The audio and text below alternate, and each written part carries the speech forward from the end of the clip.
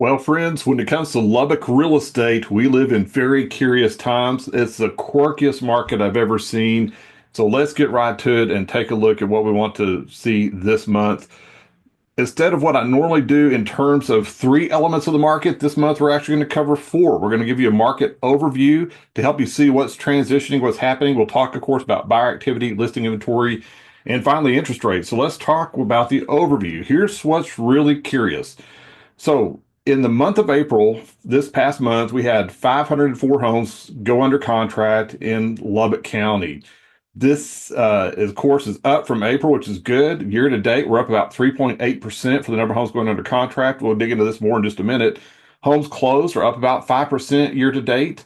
Median price is up about 2.5%. Average sales price is up about 5%. Yet the days on market is also up, which is very curious. So let's dig into all this a little bit. First off, Lubbock County under contract activity. As I mentioned, just over 500 homes went under contract in April. Now, as you look back across this 12-month spectrum, it's the most homes that have gone under contract in any month, not only in the last year, but you have to go all the way back to 2021 to find a month where we had more than 500 homes go under contract. So we are seeing strong buyer activity in our market right now. This despite the Lubbock County active listings moving up last month. Most of this first quarter this year, we were hovering in the 1,313 active listing range in Lubbock County. Of course, we dipped just below that towards the end of February, early March, and then have gradually worked our way back up. Now we're sitting just around 1,430 active listings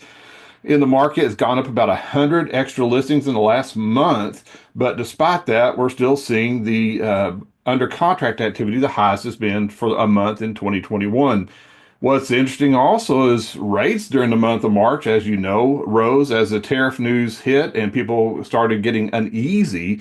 We actually saw the 30-year mortgage interest rates push up close to 7% before finally last week starting to ease back with many lenders, most lenders in about the 6.75% range for a 30-year conventional mortgage, and then around 6.25% for FHA loans. So, as always, if you have questions and we continue to navigate this quirkiest market I've seen in my 20 years of real estate, we're happy to answer any specific questions you have regarding your home or any general market questions. Some of you have questions about your tax assessments and how that's impacting from last year's market trends. So whatever we can do to help you, just reach back. And as always, we'll talk to you soon.